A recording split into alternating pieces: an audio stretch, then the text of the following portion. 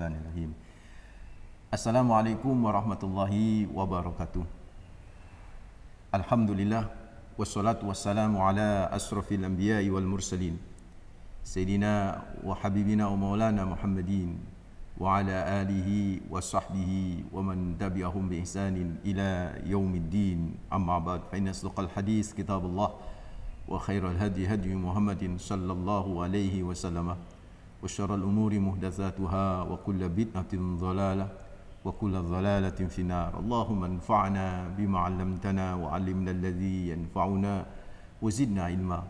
Allahumma inni a'udzu bika an adhilla aw dhalla wa azilla aw zalla wa adlima aw udlama wa ajhala yujal alayya. Rabbi zidni ilma wasi' li fi rizqi wa barik li fi ma razaqtani waj'alni mahbuban fi qulubi ibadik wa azizan fi uyunihim waj'alni wajihan fid dunya wal akhirah wa minal muqarrabin ya katsirun nawal ya hasanal fi'al ya qa'iman bila zawal ya mubdiyan bila mithal falakal hamdu walakal minnah walakas sarafu ala kulli hal wa sallallahu ala sayyidina maulana Muhammadin wa ala alihi wa sahbihi wasallam walhamdulillahi rabbil alamin.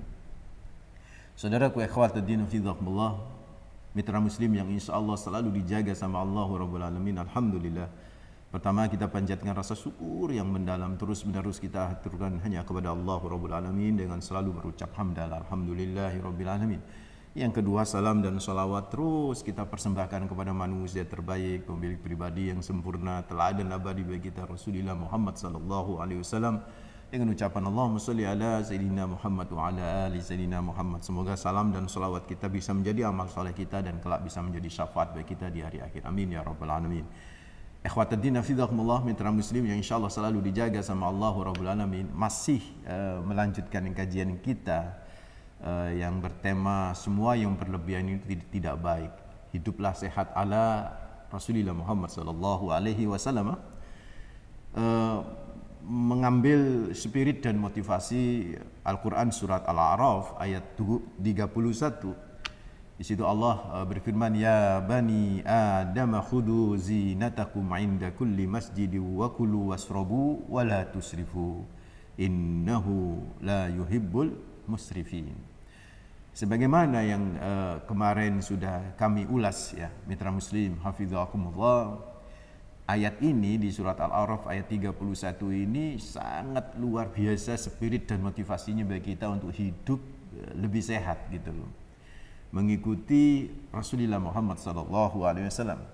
Jadi kalau ingin mengikuti sunnah Nabi itu ya jangan hanya diambil yang pas saja diambil, yang nggak pas nggak diambil itu kan ya. Jangan hanya poligami aja dianggap sunnah Nabi ini, ngapunten mohon maaf itu kan ya. Tapi persoalan-persoalan yang kadang-kadang dianggap cemen ya, dianggap remeh itu, padahal itu bagian daripada sunnah Nabi Muhammad sallallahu alaihi wasallam, nggak ngambil gitu kan. Nah, diantaranya itu tadi israf gitu kan ya. Israf itu di surat Al-A'raf ayat 31 itu kan, ya bani Adam khudhu zinatakum inda kulli masjidin. Pakailah pakaianmu setiap memasuki masjid. Wa kulu wasrabu, makan dan minumlah. Wa la tusrifu innahu la yuhibbul musrifin. Karena Allah tidak mencintai orang-orang yang musrifin, orang-orang yang berlebihan. Sebagaimana kemarin saya bahas ya Mas Nasir dengan Mas Raga kemarin itu kan ya, bahwa kata-kata israf dengan berbagai derivasinya itu diulang 23 kali di dalam Al-Quran. Dan ada 2 diantaranya itu kalimat innahu la yuhibbul musrifin. Di antara 23 itu ada kalimat innahu la yuhibbul musrifin. Di antaranya di surat Al-An'am ayat 141 dan di Al-A'raf yang kita bahas ini ayat 31. Innahu la yuhibbul musrifin. Allah enggak senang banget itu. Allah enggak mencintai orang-orang yang berlebihan. Dan semua ayat-ayat yang berbicara tentang israf ya kan, pakai sin ya, israf ya, itu berlebihan itu nggak ada yang positifnya Mas Nasir, semuanya negatif ya. Makanya ada sebuah makalah para ulama itu dengan la syarfa fil khair wala khaira fis sarf. Nggak ada berlebihan itu dalam kebaikan dan tidak ada baiknya dalam berlebihan itu. Itu saudaraku ikhwatuddin fillah, dan termasuk yang kita tidak boleh berlebihan ya, dalam berbagai hal nggak boleh berlebihan ya. Dan fokus pembahasan kita adalah dalam urusan makan dan minum. Dalam urusan bagaimana menjaga pola makan kita ya. Pola makan kita termasuk juga pola hidup kita. Nggak boleh berlebihan, nggak boleh israf. Lawan daripada israf itu proporsional ya kan, i'tidal gitu kan ya. Tawassud itu lawan daripada israf ya, proporsional. Makan itu harus proporsional. Karena kalau sampai israf nanti akan menurun gitu kan. Makanan itu menurun bukan kepada seluruh tubuh, tapi kepada satu tubuh, satu organ tubuh, yaitu perut, Mas. Sehingga perut menjadi al-buncitu wal gendutu wal gemuan begitu kan. Mohon maaf saya bukan apa istilahnya shaming body shaming ya. Enggak boleh. Ini kita bicara ilmiah, kita bicara ilmu, kita bicara bagaimana Rasulullah Muhammad SAW menjaga pola makan yang tidak israf itu. Sehingga ulama-ulama itu menyatakan begitu luar biasanya pola makan Nabi Muhammad SAW yang tidak israf itu ya enggak. Sehingga bentuk tubuh Nabi gitu kan, itu ideal gitu. Ideal itu begini, Mas Nasir, enggak harus six-pack lah gitu. Tapi antara perut sama dada itu jangan berlomba-lomba, itu ideal namanya. Kalau perutnya Mas Nasir itu lebih menonjol daripada dada itu kan, itu namanya israf, itu namanya berlebihan. Oh Ustadz, kemarin berarti orang gemuk itu negatif ya? Tidak selalu gemuk negatif. Di kalangan para ulama menyatakan kalau gemuknya itu, gendutnya itu bagian daripada alamiah tubuh dia, gene koyo ngono ya enggak negatif. Yang menjadi madmum ya kan, gemuk yang madmum yang tercela itu adalah gemuk karena proses dari israf itu terhadap makanan dan minum, berlebihan itu saudaraku. Nah, Rasulullah tidak seperti itu. Rasulullah itu masya Allah ya, masya Allah. Rasulullah itu luar biasa ya.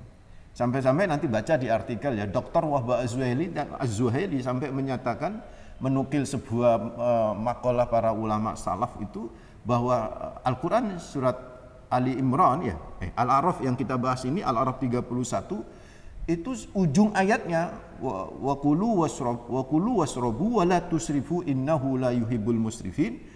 Itu masya Allah saudara, kata beliau itu adalah mencakup seluruh ilmu kedokteran, katanya begitu. Karena kesehatan semua ada di setengah ayat surat Al-A'raf ayat 31, kan keren banget ini kan Al-Quran ini, masya Allah luar biasa. Jadi saudara, ayo kita hidup-hidupkan sunnah Nabi Muhammad SAW. Kalau bisa semuanya ya, termasuk hal yang kayak begini ini yang berkaitan dengan israf terhadap tidak israf terhadap hal-hal yang berkaitan dengan urusan pola makan kita, yaitu urusan perut kita. Harus dijaga tuh keseimbangan perut kita, keseimbangan tubuh kita dengan cara menjaga pola makan kita. Banyak riwayat yang menyebutkan bahwa Rasulullah itu ideal banget itu kan. Bahkan sampai akhir hayat Nabi itu. Kalau nggak percaya bacalah aja di artikel saya nanti ya. Kemarin sudah saya bahas itu kan ya. Kemarin sudah saya bahas. So, saudaraku ikhwatuddin fillah, gimana cara Nabi gitu. Ini kan sudah masuk ini kan pada sesi yang kedua. Gimana cara Rasulullah menjaga pola makannya gitu. Sehingga Nabi tidak masuk kategori israf ya, proporsional lah gitu Rasulullah Muhammad SAW. Dan Rasulullah Muhammad SAW itu akhirnya berefek juga kepada tubuh beliau yang juga proporsional gitu kan, ideal gitu kan ya.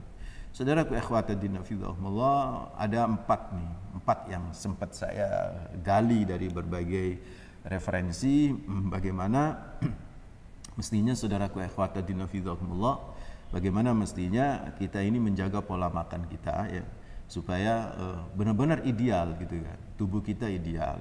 Tubuh ideal itu ya sehat lah insya Allah kan, karena yang masuk sama yang keluar ya kan, itu benar-benar proporsional gitu, makanan yang masuk dan kalori yang keluar sehingga nggak numpuk-numpuk gitu loh, nggak numpuk-numpuk dan jadi lemak gitu. Dan itu yang membuat menjadi israf. Yang pertama ya saudaraku ikhwatuddin fillah, mari ini coba kita praktikkannya, terutama nanti menjelang Ramadan gitu kan. Kita coba praktikkan apa? Tidak terlalu kenyang kalau makan. Tidak terlalu kenyang kalau makan. Bahasa tidak sampai kenyang gitu ya. Itu yang repot Mas. Kita tuh Makan itu nek gak kekenyangan, gak berhenti. Iya enggak? Pantas saja kita israf ya. Contoh ya, sering saya contoh ini. Ini saya belum masuk ke dalil ya. Sering saya contoh ini. Kenapa kadang-kadang di habis Ramadan itu kita BB itu naik. Kalau toh nggak naik itu turunnya itu 1 bulan turun 1 kilo 2 kilo gitu misalnya. Kenapa bisa seperti itu? Masalahnya ini kata Imam Al-Ghazali ya. Kita puasanya mafhum mukhalafah, istilah saya itu. Mafhum mukhalafah itu balas dendam, Mas. Jadi buka ambil sahur itu kalau di plus digabung itu melebihi pola makan kita di luar puasa itu. Luisa tuh. Seharusnya orang berpuasa itu makannya cuma 2 kali gitu kan. Seharusnya. Kok 2 kali Ustaz? Iya. Apa? Sahur sama apa? Iftar toh. Itu kan. Sahur sama iftar.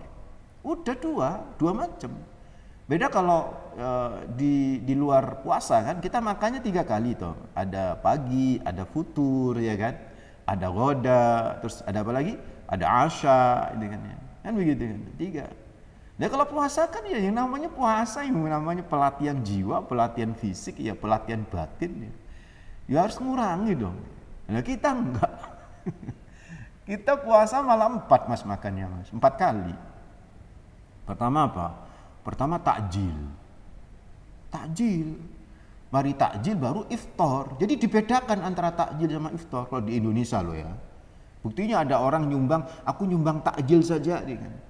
Enggak nyumbang buko nih. Aku nyumbang takjil. Jadi takjil itu gorengan, kolak, itu takjil. Ada santri ditanya, wis buko nak gitu kan. Oh, dereng yai. Lah, tadi saya lihat makan kolak 1 mangkok. Oh, itu takjil yai. Tapi belum dianggap buko itu. Bayangkan, belum dianggap buko. Pantas ya, akhirnya kita berlebihan. Sudah takjil, apalagi kalau maaf saya, misal saya diundang bukber di hotel, waduh, itu makannya dari ujung ke ujung itu Mas. Tapi ya kita udah tahu ilmunya ini ya, kita makan secukupnya saja. Gitu.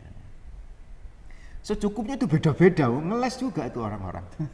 Secukupnya itu beda-beda Pak Ustaz. Saya cukupnya itu 5 potong gorengan, wah, tetaplah berlebihan. Nanti itu dibahas di akhir-akhir ya. Jadi ayo. Kalau bisa, saudaraku ikhwatadina fillah, niru Kanjeng Nabi Muhammad SAW.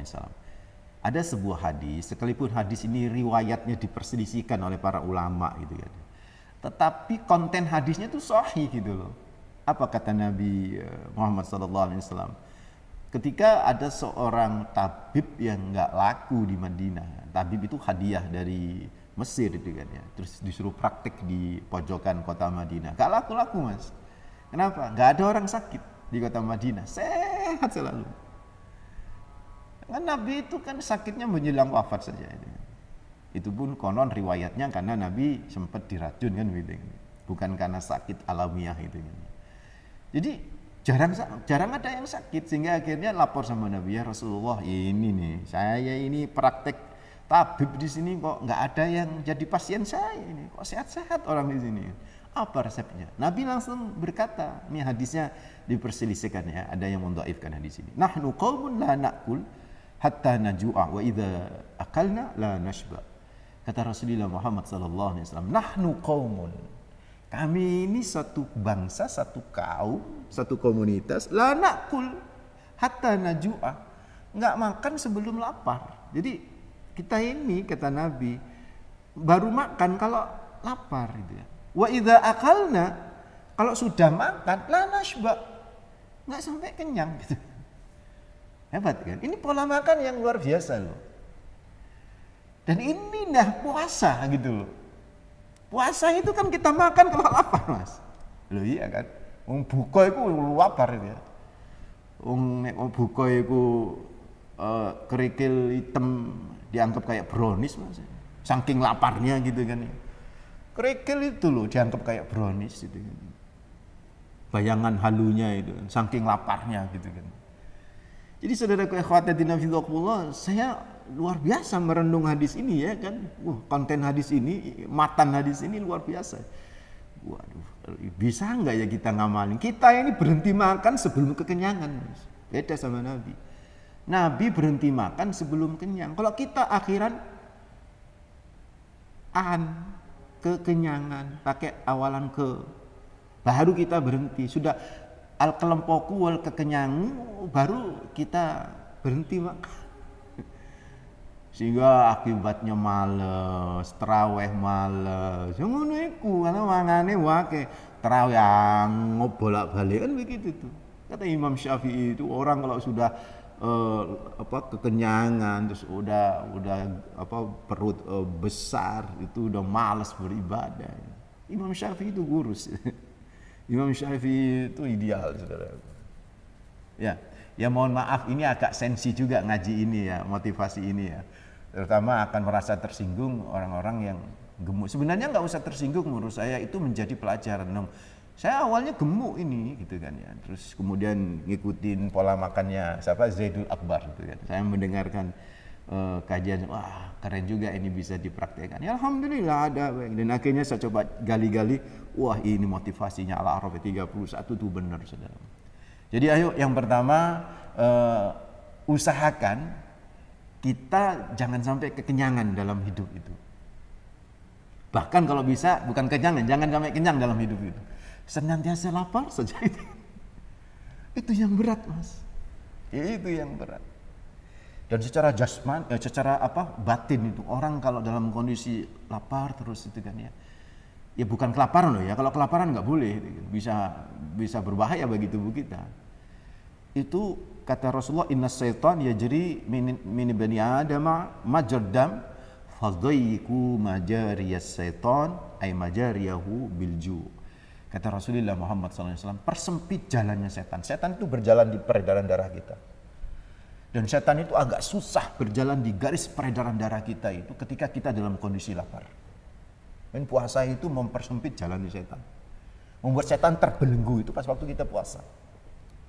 Mungkin kata Nabi, fadayku majariyahu bilju. Persempit itu jalan setan itu dengan rasa lapar kita. Nah masalahnya, kita kan berkenyang-kenyang di waktu malam hari. Siang hari mungkin kita kelaparan, setan terbelenggu. Tapi di malam hari lepas di peredaran darah kita itu. Bergembira, saudara. Maka kalau kita jaga pola makan ini, ya jangan sampai kita ini kekenyangan gitu kan. Jadi gimana? Ya nanti ada poin ini kedua gitu kan ya. Nabi Muhammad gimana itu nggak berlebihan banget tuh nanti. Saudaraku ikhwatiddin fillah, ayo dijaga pola makan kita jangan sampai kekenyangan. Ya. Puasa memang sesuatu yang efektif kalau ya kan. Efektif dengan tips ini ya, kalau pola buka dan pola sahur menggunakan ini. Sahur ya secukupnya. Buka secukupnya. Kita buka nih Mas, udah takjil itu Masya Allah, gorengan, ote-ote, gede ote-ote. Ono tahu isi, makan tahu isi. Terus kolak, minum sirup. Sirupnya itu dicampur dengan es teler. Ngono terus makan kurma. Terus sholat maghrib. Mari maghrib makan mana? Makan besar katanya. Ini yang disebut buka. Nanti habis terawih lapar lagi itu, makan lagi, ada tahu tek lewat, ada miduk lewat, dipanggil itu kan. Ya gimana bisa bisa ideal gitu loh tubuh kita kalau kayak begitu. Itu yang pertama ya. Yang kedua apa? Saya percepat ya. Yang kedua saudaraku ikhwatiddin fillah, ya olahraga dan tidak makan di malam hari. Tidak makan di malam hari. Tidak makan di malam hari. Nah ini yang repot juga ini. Ini semua tips kok repot semua Pak Ustadz. Kalau olahraga mungkin nggak repot, tapi tidak makan di malam hari ini.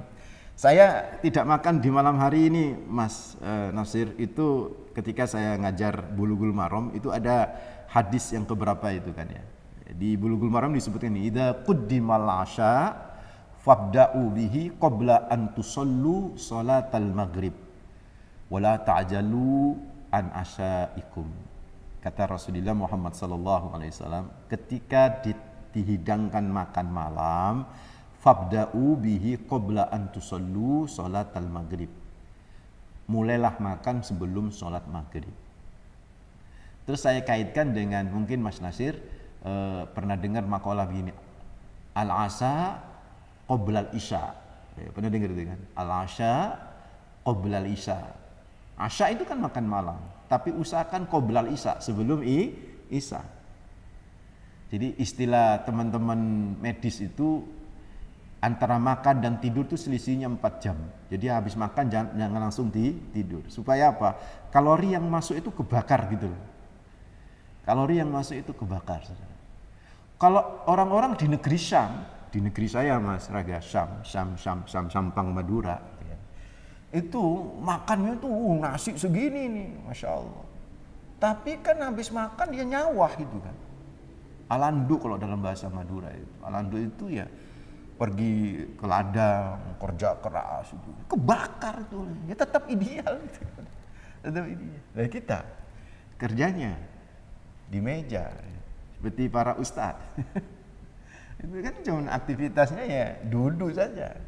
Ustadz itu penyakitnya nega ambeien, ya obesitas. Ya. Halo? Halo? Kalau enggak ambeien ya obesitas. Begitu saudaraku, akhwatidin hafizahumullah. Karena itu ya ayo kita jaga. Termasuk para ustadz juga ini harus menjaga pola makan, ya kan ya. Ngikut Nabi Muhammad sallallahu alaihi wasallam. Usahakan jangan makan malam. Maksudnya setelah isya itu ya. Kalau toh mau makan malam itu sebelum maghrib. Makanya kalau saya tahu ya orang-orang di Mekah itu makannya itu ya sebelum maghrib dan setelah maghrib. Setelah itu udah nggak makan lagi.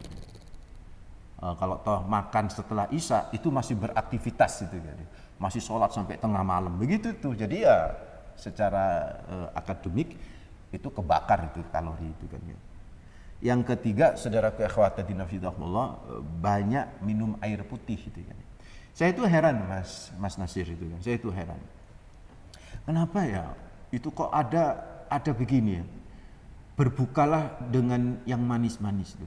Saya itu cari gitu riwayat tuh berbukalah yang manis-manis itu maksudnya apa ya? Ternyata itu kan iklan sebuah teh itu kan Mas ya. Mulailah dengan teh titik-titik kan begitu kan ya. Karena kita dianjurkan berbuka dengan yang manis-manis. Kalau kita ngelihat doanya Kanjeng Nabi itu ya, doa yang masyhur, yang populer, yang sahih gitu kan ya. Yang artinya kesahihannya itu tidak diperdebatkan oleh para ulama, yaitu doa ketika kita habis berbuka itu apa? Dhahabat dhama'u wa batallatil uruqu wa sabatal ajru insyaallah. Dhahabat dhama'u. Kata-kata dhahabat dhama'u itu kan rasa haus hilang, wa batallatil uruqu, dan urat kerongkongan itu sudah sudah basah gitu kan ya. Wasabatal ajr insyaallah. Itu artinya kan Nabi memulai dengan minum air, Mas. Air putih. Dan dalam riwayat Anas bin Malik juga Nabi memulai dengan air putih, dan dalam riwayat yang lain memulai dengan tamar atau rutop gitu. Jadi rutop tamar itu Rasulullah itu. Ya kalau kita mau ngikuti Nabi ya sudah kurma. Saya kalau bukber tuh saya bawa sendiri kurma, karena kadang-kadang di acara bukber itu kadang-kadang kurma nggak ada, yang ada gorengan gitu kan. Nah ini kan yang harus kita coba ganti pola makan kita. Air putih itu masya Allah. Kata Allahu Rabbul Alamin, wa ja'alna minal ma'i kulla syai'in hayyin, ya kan. Afala yu'minun. Kenapa kalian nggak yakin, nggak beriman? Segala sesuatu ini kami jadikan dari air itu, segala sesuatu yang hidup itu kami jadikan dari air. Artinya apa? Kalau kita ini benar-benar air bening ya, maksud saya bukan air putih itu susu ya, air bening ya. Itu masya Allah, itu kalau kita sering minum itu sehat itu saudara, sehat banget itu. Dan itu paling cepat membakar kalori itu air saudara. Dan yang terakhir, yang keempat, nanti kita diskusi habis ini saudaraku, yaitu tetap apapun ya, kita kan butuh gula ya butuh, minuman manis ya butuh, bukan berarti nggak boleh. Tapi tetap kembali kepada spirit kita, la israfa, la sarofa. Tidak boleh berlebihan dalam mengkonsumsi itu. Ada sebuah hadis nih saudaraku ikhwatan, yang saya luar biasa senang sama hadis ini kan ya. Dari Anas bin Malik radhiyallahu anhu, anna Rasulullah sallallahu alaihi wasallam qala, wa minal israf an ta'kula mastahaita. Dan di antara orang-orang yang berlebihan itu adalah kau memakan apa yang kau inginkan. It's wrong. Itu salah. Dan itu israf. Kau memakan apa yang kau inginkan. Seharusnya gimana Ustaz? Kau makan apa yang kau butuhkan, bukan apa yang kau inginkan. Selama ini kita berlebihan karena kita makan apa yang kita inginkan. Ya enggak? Ingin tautek, beli tautek, padahal sudah makan. Iya kan? Tubuh kita sudah nggak terlalu butuh dengan tahu, tapi ingin aja gitu kan. Tubuh kita itu, kata Rasulullah Muhammad SAW, itu yang penting bisa tegak aja ini geger kita ini dengan makanan-makanan itu sih. Udah cukup lah kita makan ya. Yang penting protein itu sudah seimbang, itu kan saudaraku, karbo sudah seimbang, udah cukup itu kan. Jangan apa yang kau inginkan kau makan, bukan apa yang kau butuh. Itu ya, mitra mesin. Insya Allah mudah-mudahan inspirasi ini bermanfaat. Dan ini nasihat untuk saya sendiri juga ya kan ya. Para guru, para ustadz, para narasumber itu ya harus bisa menjaga pola makan supaya diberi kesehatan sama Allah. Tidak hanya kesehatan batinnya tapi kesehatan jasmania itu penting bagi kita. Intinya ayo la syarafah fi kulli syai'. Jangan sampai berlebihan dalam segala hal, dalam politik apalagi ya kan, dalam harta kita, dalam segala hal. Lebih-lebih yang kita bahas untuk kesehatan kita dalam hal makan dan minum. Dalam hal pola makan kita tidak boleh berlebihan. Kalau kita bisa melakukan itu dan niatin ini sunnah Nabi, gitu-gitu aja. Saya ditanya, Ustadz kok nggak makan ini, nggak makan ini. Saya tadi sudah makan, sudah cukup. Mohon maaf saya nggak makan. Dan ini sudah cukup. Oh berarti Ustadz ini mengharam. Enggak, saya ikuti sunnah Nabi saja. Karena sudah cukup, kenapa saya harus makan lagi kan begitu kan. Ini niatnya, niatkan ibu-ibu Pak. Mungkin ibu-ibu mau diet enggak apa-apa. Tapi niatin untuk mengikuti sunnah Nabi. Tidak israf, tidak berlebihan. Kenapa? Innahu la yuhibbul musrifin. Allah tidak senang dan tidak cinta kepada orang-orang yang berlebihan. Mudah-mudahan kita termasuk orang yang dijatuhi cinta sama Allah. Karena kita tidak masuk kategori musrifin. Kita enggak masuk kategori apa? Berlebihan. Aqulu qouli hadza wastaghfirullah li wa lakum innahu wal ghafurur rahim. Mohon maaf. Assalamualaikum warahmatullahi wabarakatuh.